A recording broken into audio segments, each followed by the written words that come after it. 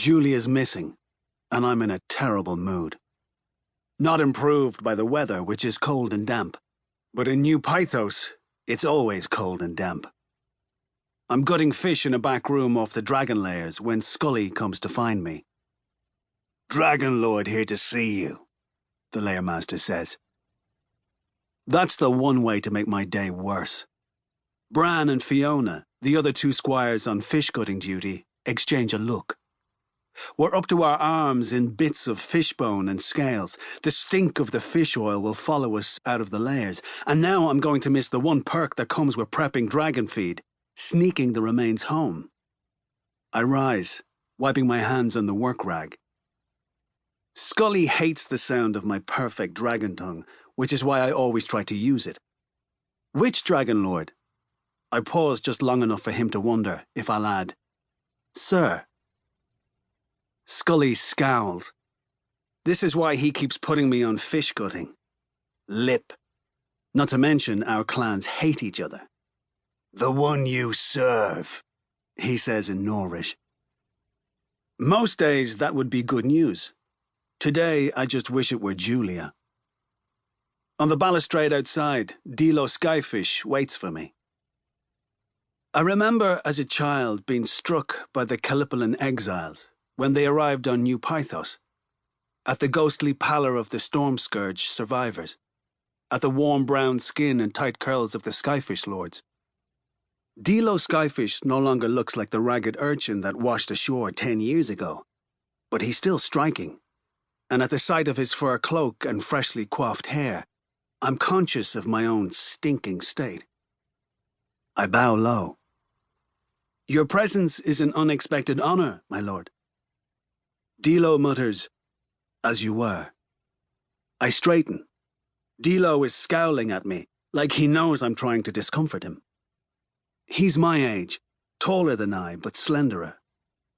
"The Triarchy in exile wants to speak with you." I hug my arms around my chest, shivering from the sea spray coming in off the water. We're dwarfed by the cliffs above and the citadel atop them, and by the limestone pillars of karst that jut from the sea into the sky. "Did they tell you what for?" I use the formal "you," and when Dilo answers, he uses the informal. When we were younger, and I was still figuring out dragon tongue, he tried to get me to use the informal too, or speak to him in Norrish, which he was learning at the same time, but I refused. In trials of will with Dilo, I win. "They want to question you about Julia," he says. "She's missing." As if I haven't noticed. Why would I know where Julia is? Dilo hesitates. Ixion told them. From the way he says it, I don't have to ask what. The last time I saw Julia, her lips were on mine. In the dark, I could feel, not see, her smile as she bunched my shirt to raise it. She always smiles, like what we're doing is a game, and it amuses her to win. Ixion told them. I've stopped walking, and Dilo stops too, turning back to me. His face says everything I need to know about what's about to happen in the glass hall. He doesn't say, I'm sorry, and I don't say, Ixion had no right. By now, I'm no stranger to the humiliations Ixion devises. Like being called before the glass hall as Julia's peasant lover, stinking of fish. As if he'd heard me think it, Dilo reaches into his satchel. I brought you a fresh shirt. Most of Dilo's clothes are blue, the color of his house, but this shirt is plain, undyed, appropriate for a peasant. Even so, it's finer than anything I've ever owned, and I'm likely to ruin it with muck. I pull it over my head, and when I look up, Dilo's watching me. He looks away, down. The shirt smells like him. I follow Dilo up the winding outer stairs, carved into the side of the cliff, and looking out over the North Sea, that connect the layers where I work to the citadel at the summit.